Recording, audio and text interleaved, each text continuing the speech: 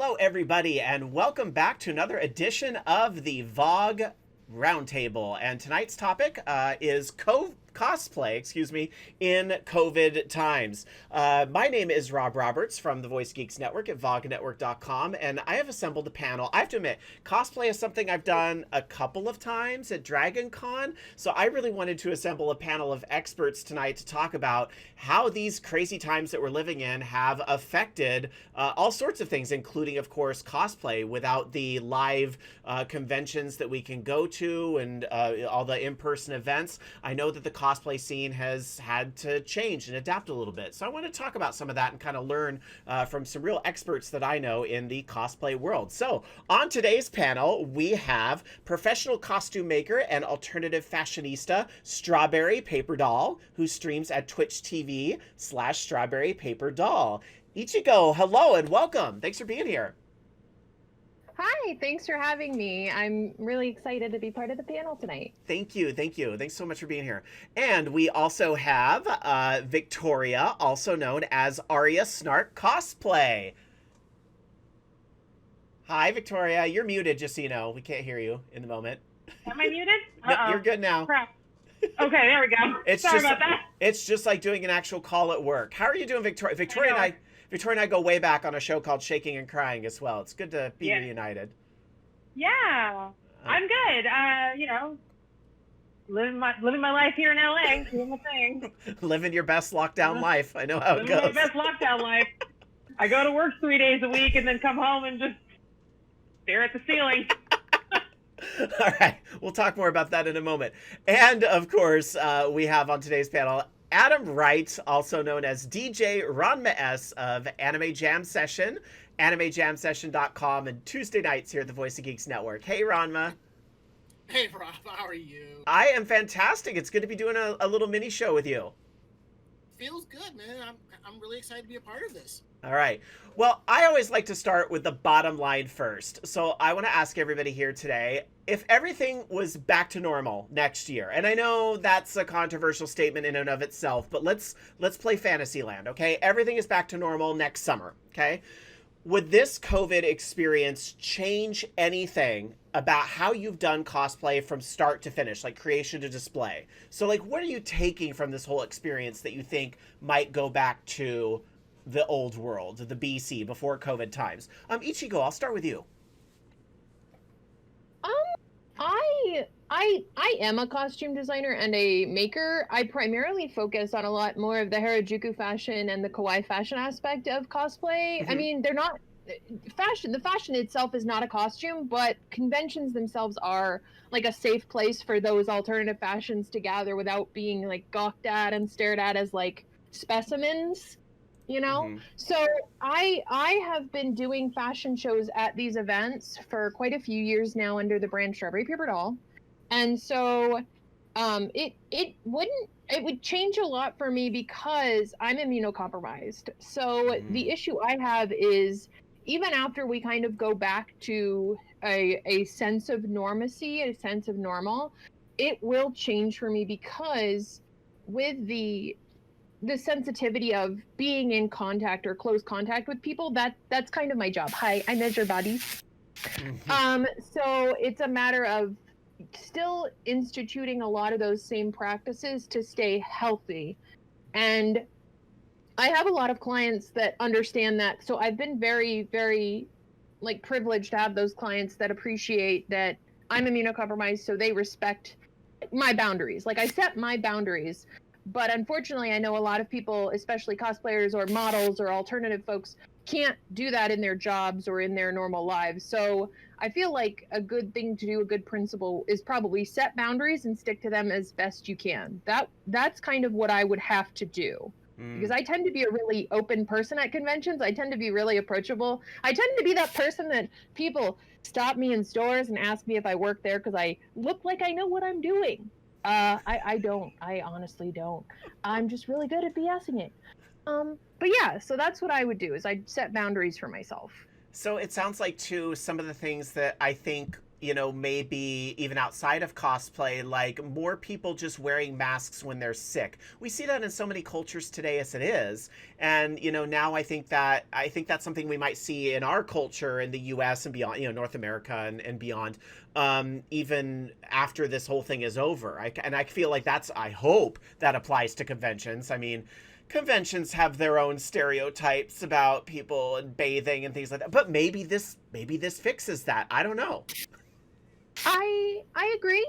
What I would hope to see is that, especially us as a culture, as animation and Japanese culture, and those kind of influences on our lifestyle, I am highly surprised by the amount of anime otaku or anime fans in the States that don't believe in the idea of a mask. I know that might be slightly controversial, but like, if you idolize a nation that already does those kind of practices, why would you doubt, with the way that their health is and like the fact that they have a good living and they have good diet and all this other stuff, but they also wear masks because it's holistic culture. It's a matter of like, what I do affects you. So I mean, unfortunately, they have a lot of negatives, but barring those, you know, the idea that mask wearing is not just for my personal benefit, it is also for your personal benefit. Inherently, when you're not doing it in the States now, you're basically saying to everyone, hi, I am privileged and I don't want to wear this. Now, I know that there are some people that, for health reasons, they have issues wearing it or breathing or whatever, but at the same time, there are alternatives. So I definitely agree. I think that mask wearing will become a new normal, and I think it should have already been. Okay. All right.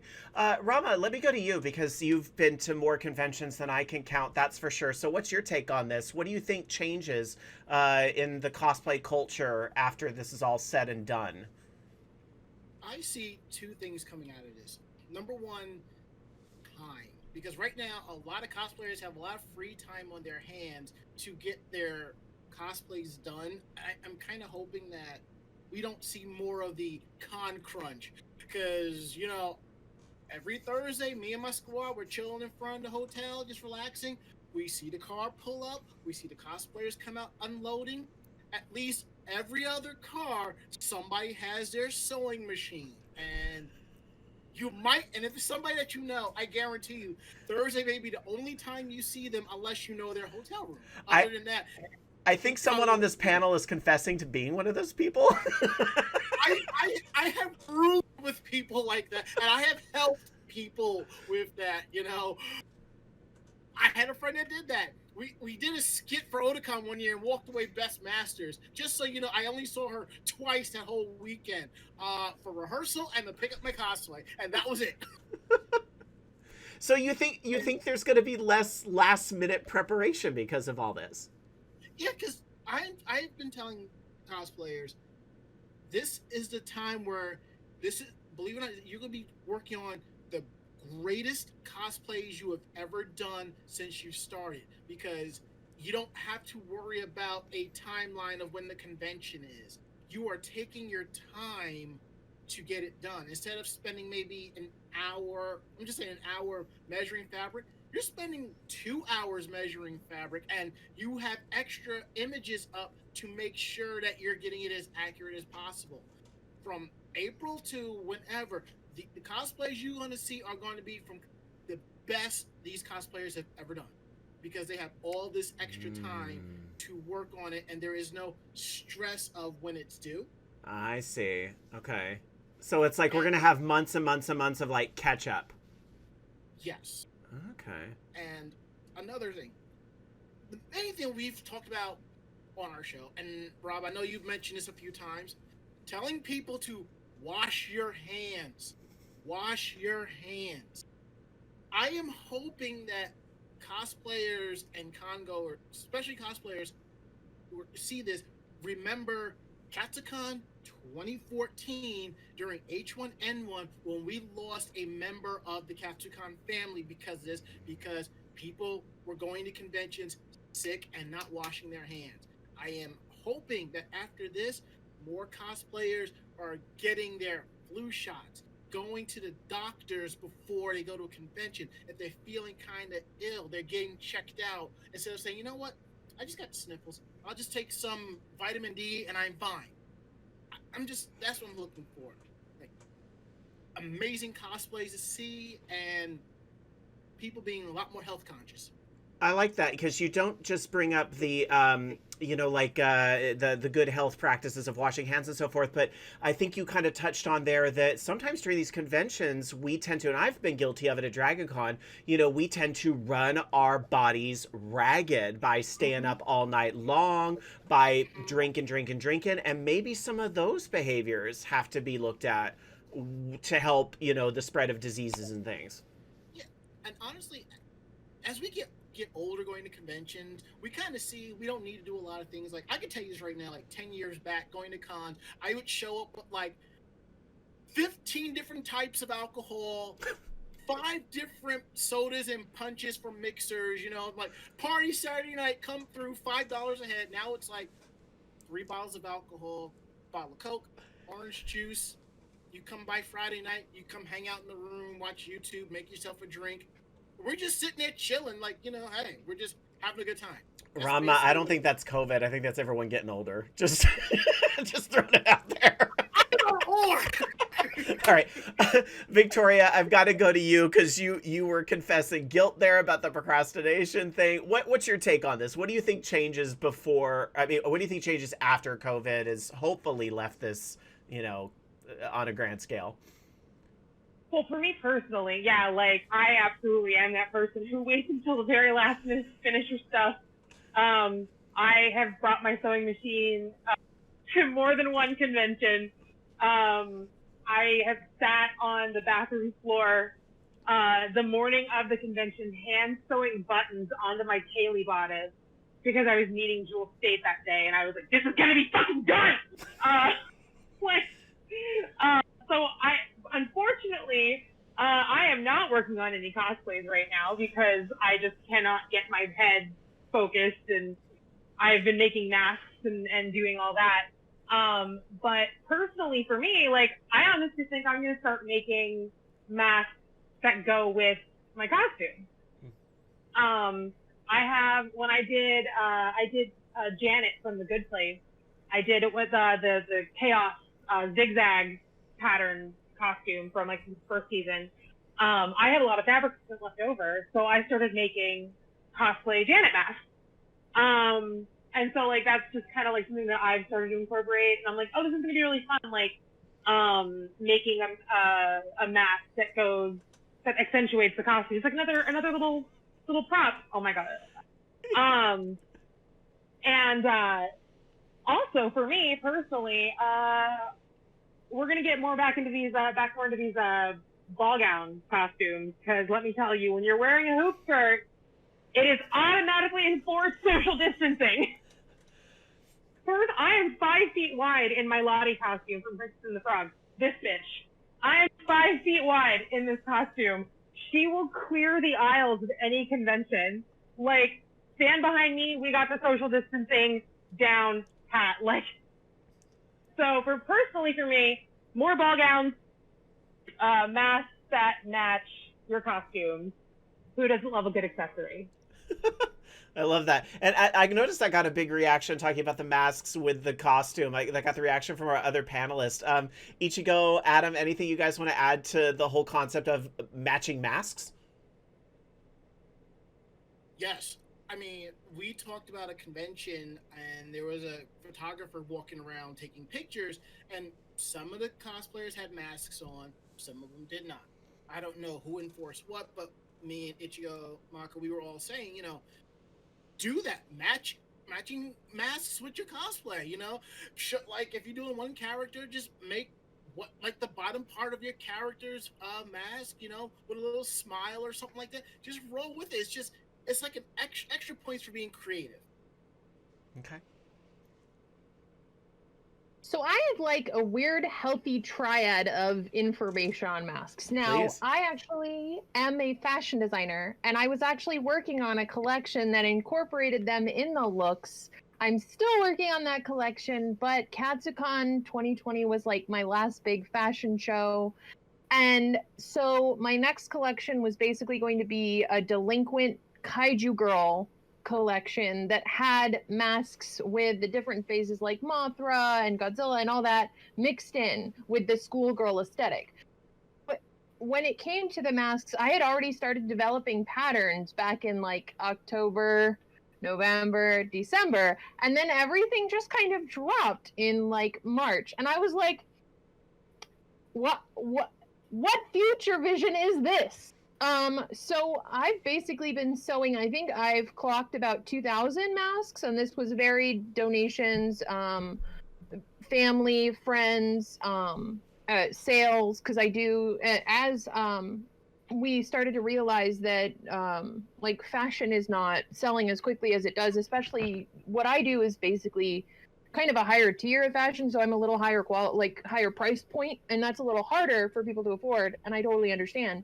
Masks kind of became supplementary for me, so I also started to look into developing my own patterns for alternatives. So as I do alternative fashion, I've also been finding that the Plague Doctor style is coming back in for better or for worse. And I have loved that style for a while. I actually have a picture from RuffleCon of me with a mask with that in a big frilly dress.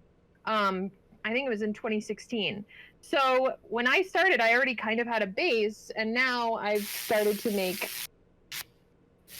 And these are I can wear this out as a protective mask. It does have a washable, it's completely washable and everything. So I've been really happy that people have been getting into mask wearing, because it also helps me and my other chronically ill friends that wear them day to day. So I appreciate it, both as a business person and a fellow immunocompromised chronically ill person, that masks are becoming kind of a norm. Well, it was actually on my list of things to ask you guys about. Let me kind of jump ahead to it. Are you using kind of like these costume creation things that you've learned through cosplay to work on other projects during these times? Ichigo brought up masks, and Victoria, I think I heard you reference this as well, that you are getting into mask making. What are you doing through these times to get out your artistic things, Victoria? I am, I have my own little side hustle, my little mask shop, and then on my work from home days, I'm also making masks for the nonprofit that I work for. So that's been really nice, and they're actually paying to get my sewing machine serviced for the first time since I've had this machine in 5 years. I have started to like pull ideas for like other cosplays that I want to do. Like I do Elphaba from Wicked, and I want nothing more than to make like an Elphaba Elsa mashup cosplay. Like, oh my god, I can see it in my head, and it's going to be freaking beautiful. And also I'm working on the new redhead from Pirates of the Caribbean, so the new animatronic. I do have her classic costume. And while I'm not a super big fan of the actual animatronic itself, like the character in the face character in the park won me over. So I'm going to make her costume, but I'm going to do it as like an actual, like period appropriate, like 1780s stays for my corset. So that's like really pushing, myself. Like every costume that I make, I always try to like learn something new. Like my roommate, taught me that. So, when the last costume I made was, I did Miss Kitty from, Great Mouse Detective. So I learned how to make like animal ears for the first, like I've never done that before. I've never worked with fur. So like making the ears and the tail was something new that I learned. So with the redhead, I've made corsets before, but I've never made like historically accurate stays. And that really is going to be pushing my ability to like sew straight, because that's one of my biggest issues. My seams are always like this. So with the stays and the corset, like it's really, really obvious if it's going to be crooked. So I have to focus and like push myself to make it the way that I want it to be. So that's kind of how I've been spending my time when I do get the mood to actually sit down and sew. Okay. Adam, what about you? How are you getting your artistic senses out when cosplay at conventions, anyway, in the typical sense isn't around right now? Well, as from the aspect, like, I'm more of a photographer type, so it's basically I wear my fandoms on my sleeve. Like about a month ago, I did a photo shoot with a couple of friends, and I'm there taking pictures with my Super Mario Brothers mask on, you know, and I'm expecting someone to be like, "Cool mask, where'd you get it?" You know, that aspect of it. You know, that's basically how I've been able to. You know, I'll say this about the massive pile of masks I have. They're extremely geeky as fuck, and I love every single one of them. I didn't even think about something you kind of brought up there, though, that I gotta get the sense like business is booming, because that's something you can do very socially distant is the photography. And I imagine there's a lot of people that want to get that out. It's like, somebody notice me right now because I have no convention. Somebody take a picture. A lot of cosplayers are getting selfie sticks and they're doing their own photo shoots, and I think that's great. Some cosplayers are reaching out and contacting people, you know, for shoots. And I'm okay with it to a certain extent. I have a house rule of I will shoot no more than 5 people in a group, and I must know all 5 of those people. If somebody is sick, that's it. No substitutions. I gotta know everybody. We do the shoot in the location, and that's it. Like, there was a massive cosplay shoot out here last month, and the entire community around here was like really divided. It was like half of them were like, "We shouldn't be doing this. We're still under quarantine." The other half's like, "I need to do this." It's. I have to say, the aspect of no conventions and so forth, it's really getting to some cosplayers, and I'm seeing that. Well, let me follow that up with this question then about, how we, fill in the time with the traditional convention not being around. Obviously, a big thing we've seen lately is virtual conventions. Like, easily at least half of the conventions we're used to seeing, one near and dear to my heart is DragonCon. I'm sure many that you guys attend as well. They're all going virtual. Have you guys participated with any virtual conventions, and how was it compared to the in-person convention? Ichigo, if you wouldn't mind going first. Yeah, pretty much as soon as Katsucon wrapped up, I had started to look at, I used to help run stuff for Otakon, so I was starting to kind of prep/get worried for that, because stuff was starting to fall into place as far as the situation was occurring. And I know that they also had their event online. I actually started to volunteer with events like WebCon and there's a few, Con Coliseum and a bunch of them that kind of popped up. I've been streaming for a little while, and I know that some of them have never had that, and some of them are by professionals like DragonCon, who have that ability to just pop up on the internet and get all their stuff done and execute it like chef's kiss. Like, DragonCon executed it so well. Others, like WebCon and Con Coliseum, started up out of nothing, out of volunteers that purely just wanted to celebrate something with their fellow con brethren. And it's been fun. It's been, to me, a lot easier, a little bit more disorganized, but again, some are professionally run, some are run by people who've never done this before. In general, I have found it very fun to do, but it's also very overwhelming. On the podcast, I think even last night, we addressed how it can be really just so much stuff online, because we already do a bunch online, that, it can be a lot for people. And we all get that weird kind of, I don't know, digital laziness, like digital overwhelm, like we're just too oversaturated with it, so we need a break. And I know I've been doing that recently, as I've been taking a break from social media, a break from pretty much everything. Yeah. And I find too, for me, even though my approach to the digital conventions is very different, I find like trying to go to a different place and not attend them from the office that I do my work from home job from and everything else, trying to like move to another space, that at least feels like, oh, I'm going on a vacation within my house. Sometimes like just changing the space a little bit like goes a long way, I think. You're right, but that digital burnout, that is a real thing. Absolutely.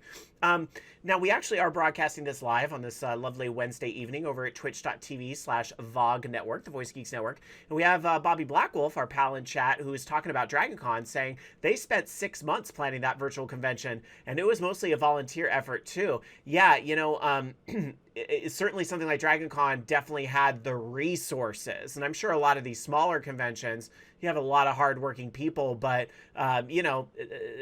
DragonCon's been around long enough to have made lots of mistakes.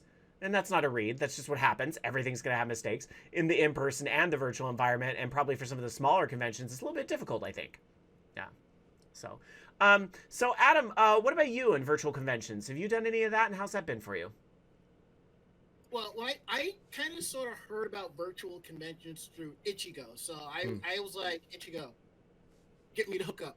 Let me know what's going on. I will send emails to these groups and we'll do it. And I brought this to the staff and we were like, yeah, we'll do it. So we did a special podcast with WebCon and it was really fun. And I think that was the first time in a long time where we just had a blast as opposed to the normal fun that we did have. We just had a blast because we had to do things slightly different. I had to tell everyone, we got to be more PG. We don't know who all is watching. We don't want to say the wrong thing. And Mako jumped on and she dressed up a little bit. It was just a grand old time. I really enjoyed it. And it's like I've said, I can't sit here and watch these virtual conventions on hours upon hours, but yet I can do it for a few hours for various friends, or I can be on the other side, presenting, and I have a lot of fun with that. Mm-hmm. And when I had said, there was a time where like 4 virtual conventions were going on at the same time, and there would have been a time where you had cosplayers trying to decide where they want to travel to for that convention. Now it's like, do I have enough devices to support these cons? It's like, I got my Surface here, got my desktop here, laptop, Xbox One, all the cons are on Twitch, 4 different Twitch streams, bounce from one section to another to watch what I want, I like that, kind of splitting up your space to have a little tour within your house. Basically. I saw somebody on the DragonCon circuit set up their house to look like that. Like they had cute little signs and streamers to denote this room is the Hilton, this room is the and set it all up that way. I thought that was adorable. So I like that. Yeah, I thought it was cute too. Victoria, what about you? How have the virtual conventions been for you? Have you participated with any, and how's that gone? So I never find out about the virtual conventions until after they're over. I'm the worst when it comes to keeping informed about things like that. I don't know if it's because I don't see it on my social media stream or what it is, but I always miss it. But I was thinking about kind of going back a few minutes about something that that Adam had mentioned about the photo shoots and things. I actually have a photo shoot booked for Friday and Saturday this week. And the photographer is doing it over FaceTime. So I'm going to FaceTime this photographer and she's going to take pictures on her phone or whatever, and then use her actual real camera and dress the set and provide this really amazing image. It's really cool. I'm super excited to do it. So I'm doing Lottie on Friday and I'm doing Elphaba on Saturday. And then I figure while I'm in all these costumes, and I'll make a bunch of TikToks since TikTok didn't get canceled or whatever. And so that's kind of my own little virtual convention, because I'm going to be able to dress up in two of my favorite costumes that I've ever made and act like an idiot like I would at a convention. Just only person here to judge me is Lena, my roommate. So, it's for me, it's making the convention wherever you are, and yeah, it really sucks, and I miss I was thinking about this the other day, I just miss walking through Artist Alley and getting seeing my friends that I've known, I've gotten to know some different conventions and things like that. That's my biggest sadness. But I don't really care about panels. I don't go to panels at conventions. I'm there to cosplay. I don't know what my friends and I I don't know what muggles do at conventions. I don't know. We cosplay. That's all we do. And we walk around the floor. But I don't really do panels unless I'm on them, which sounds really pretentious and kind of bitchy, but I don't mean it that way. But you know, so for me, it's just like, hey, I can't go and act a fool at a convention center, so I'm gonna act a fool in my house on the internet for strangers, like I would at a convention. So make it where you are. You know, you bring up a really good point, though, about you might not be able to find the conventions online. I mean, sure, we know the big ones. We know Dragon Con, we know Comic Con. You know, we've heard of these big ones. But Adam, Ichigo, when you guys were talking about some smaller conventions that were kind of finding their space in the virtual world, that would probably love to have people like Victoria just show up and go, I'm just here to have a good time. You know, so how could a person maybe go about connecting with smaller conventions and finding that? Anyone who wants to take that one on. Okay, well, there is a website called animecons.com, and they're basically like the biggest site for conventions to look up big or small. Basically, them, Anime News Network sometimes. And basically, those that you know that's kind of gone to these little conventions, they'll spread the good word about it. You know, that's the best way. Like, I didn't know about WebCon until Ichigo had mentioned it, so she told me, and I'm just like, I definitely want in. And she was telling me she's checking out these other conventions, she's doing these amazing panels with them. I'm like, well, let me know. And even the larger cons are taking user content, but I would say, given that these larger cons are doing more for like the guests and so forth, fan submission panels generally have a better shot at smaller conventions. And they may be smaller, but you know what? The community to me is like a lot nicer, and it's just fun to hang out with. You know. Okay. Have you guys, anybody on the panel, has anyone here been able to cosplay with some other sort of COVID compliant event? I guess we've kind of got into photography a little bit, but I bet there's other things outside the box I haven't even thought of yet. Is there other ways you've been able to do cosplay? Victoria? Yeah. Actually, Lena and I set up like a little living room photo shoot thing, and on that day we did that.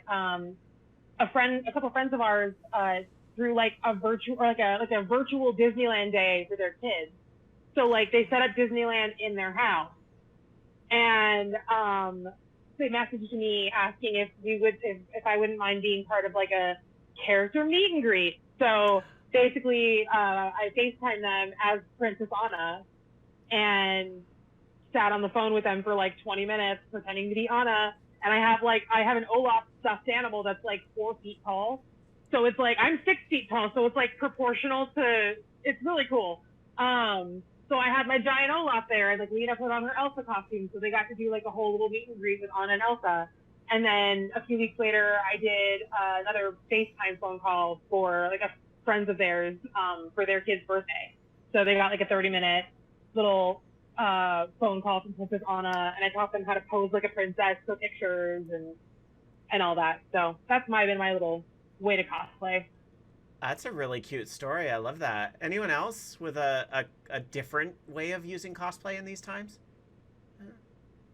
Adam? Well, I will talk about this real quick. Now, I've been saying that we need to have some type of virtual masquerade of some sorts.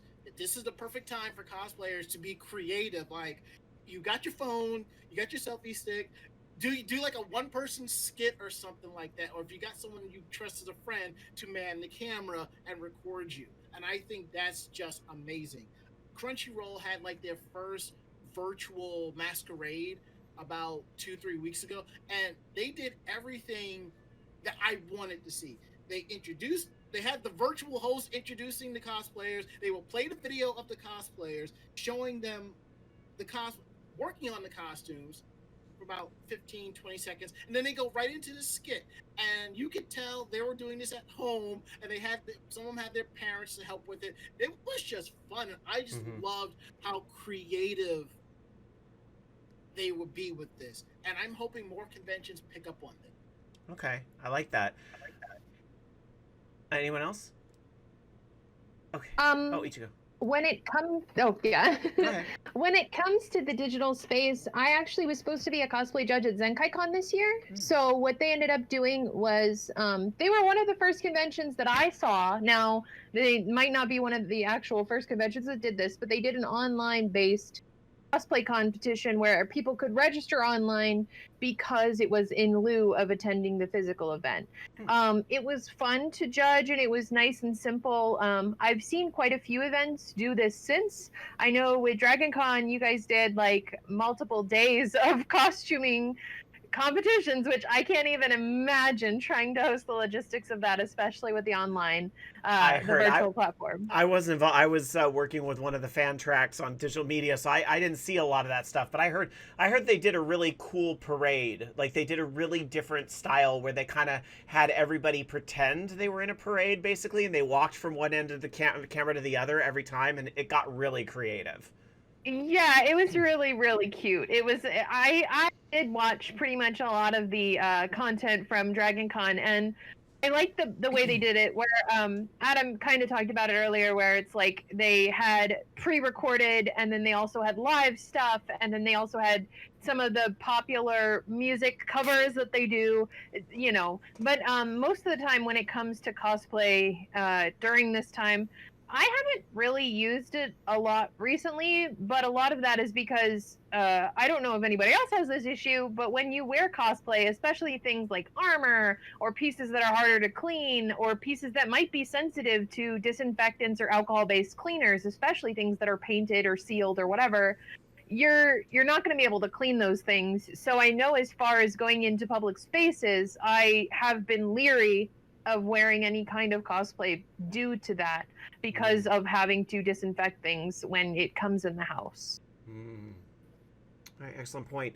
Well, let's kind of piggyback on that a little bit, talking about the virtual conventions and how that might stay potentially. Do you think there are elements, especially because the parade at Dragon Con was well received? Now, nothing can replace the real thing, but I know the Masquerade was also extremely well received, and I maybe could see something where instead of sitting there waiting for the judges to tabulate the scores while the hosts riff with each other, not that that's always bad, but it can go on a while sometimes, maybe we splice in some at-home competition, a separate competition for videos and pre-rendered things.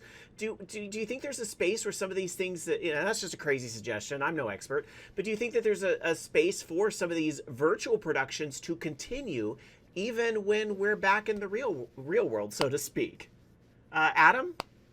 Absolutely, because what some conventions do, while the masquerade is over and the judges are all shoved in a corner judging whatever, you have the craftsmanship judges coming out showing off those winners and stuff like that. And that could be something, instead of like the craftsmanship, you like the virtual masquerade, the virtual competition, the winners of that would be pretty great. I could see that. Victoria, anything that you think from the virtual, just from what I know you haven't attended a ton, but from what you're picking up, anything you think that might continue? I do like the idea of like splicing in the footage, but I think if we like exclusively kept things virtually, my only fear would be like, okay, if we have most of the things in person, but like there are some things that are exclusively virtual, like I feel like those things could get easily neglected and forgotten about. So I think like maybe figuring out a way to incorporate them together. So like instead of like, oh, we're only gonna do sorry, I lost my train of thought. So I don't think it's a long day, you guys. All good. I think what you're kind of getting at is that you don't want the virtual stuff to just be the B show. You don't want it to be, this is the stuff that wasn't good enough for the main stage. You don't want it to just be that. Yeah. Yeah, like I want, it's like those, I think those people who do the virtual things or whatever, like they are just as talented. They're just, there's just as much credit, and I don't want them to get like pushed to the wayside. You know what I mean? Like. That's my biggest fear about it. Like, I love the idea of keeping some elements of it, but I think finding a way to marry it into real life conventions and real life experiences would probably be the better way to go about it instead of like an either or. Okay. And Ichigo, what about you? What do you think? I think it's going to be more integrated into the platform. We've seen this with Dragon Con and with it's not Wizard World, but is it PAX? Where they do online content. Even some of these video game competition conventions and events do online content. Now, it might be a subscription service, or if you're attending the event, I know I've watched so many panels at Dragon Con from my hotel room getting into my next costume because I didn't want to miss it, but I couldn't be in line for 4 hours, you know. So I think that there are some of the events that are using these platforms already that will integrate it more. And to me, it won't become the B show. I feel like it will be a platform that, if used correctly, and this is all on you guys, con runners, con volunteers, love you, but if they use this tool, it can definitely vet them a higher percentage of engagement. It will get those people that are at home that can't come to the con because they're sick. Maybe it's an alternative. Maybe it's an offering that, hey, we know you're ill. We would rather you not come to the con, but here's some stuff, you know, as a bonus. Or maybe we'll syndicate some of our collective panelists or something. I know with some of the events I've been participating in, though, for many years, unfortunately, a lot of it is contracts. A lot of it is logistics and licensing and content. Because a lot of the times they don't have the permissions or the rights to using a space, even though they're renting it for that time. I know in Baltimore, especially, when Otakon used to be there, one of the big reasons and excuses they gave for not taping their panels was that the convention center would upcharge heinously. They just would charge you and take down and do all this horrible stuff.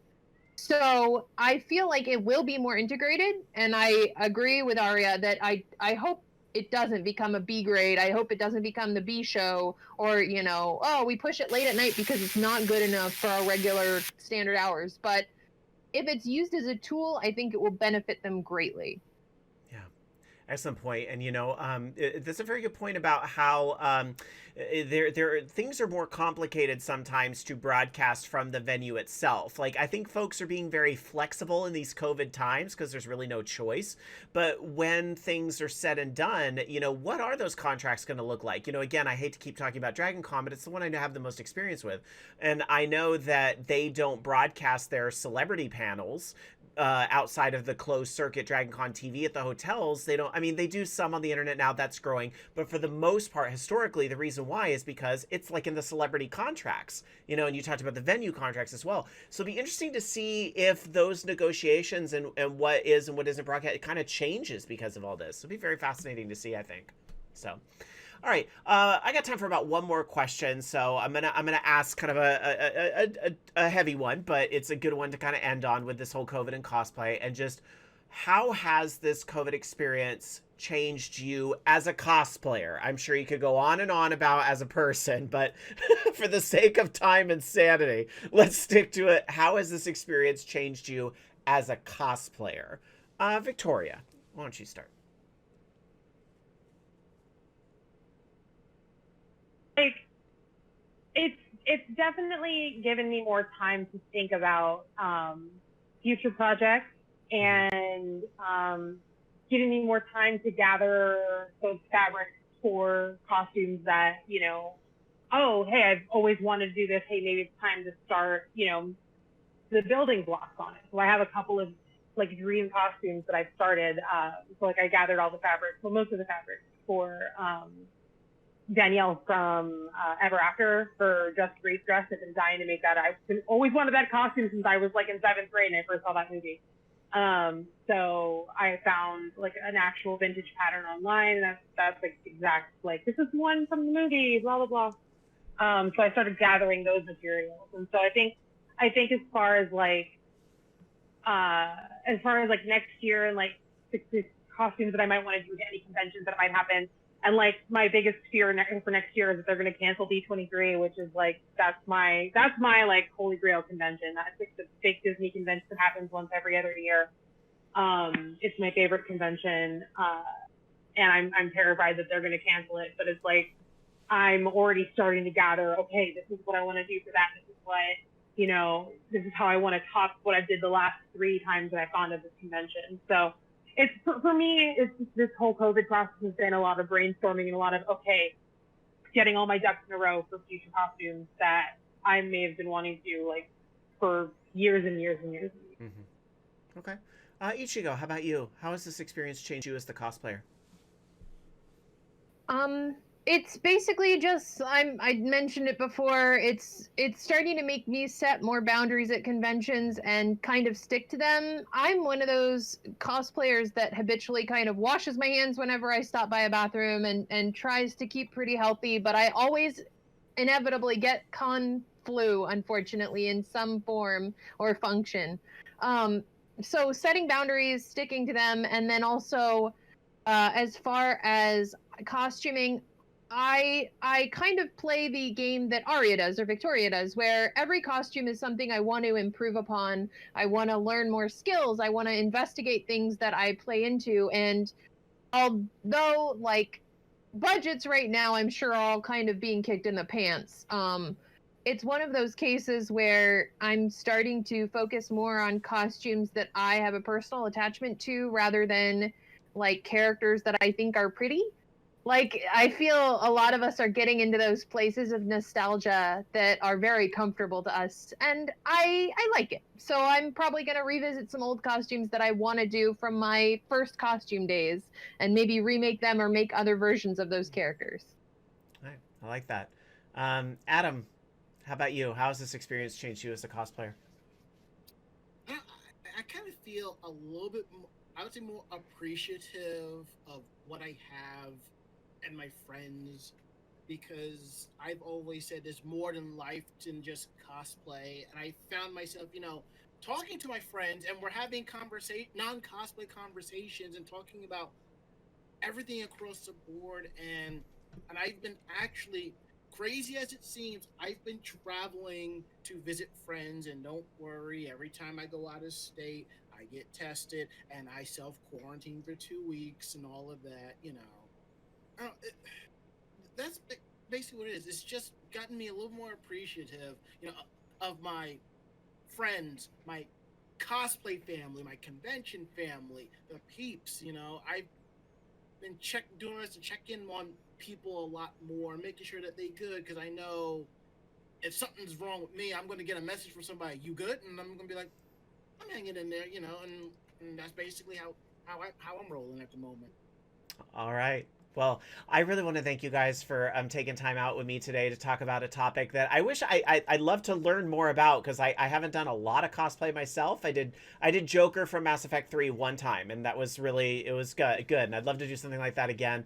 Hopefully in the future, once all this is behind us. So yeah, thank you again so much for being here on our discussion today in the roundtable. Let me go around just to make sure everybody gets their plugs out, because I want to make sure everybody out there can go check out your Instagrams and your TikToks and all that to see you in these costumes and check that out. So Ichigo, I'll start with you if you want to plug whatever you want to plug.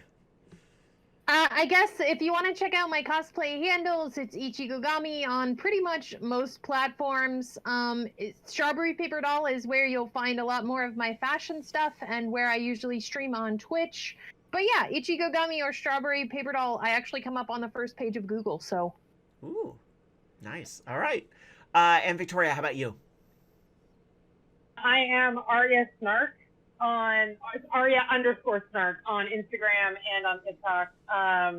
So it's like Arya Stark, but Stark because I'm snarky. Mm-hmm. Yeah. And anyone that's met you knows. All right. And Adam, of course. All right. For if you want to see some of my some cosplay, some of my photography, and me just dropping brain matter or whatever thoughts, Instagram and Twitter is DJRanmaS. My website, DJRanmaS.net, where you'll see my photos and all that cool stuff.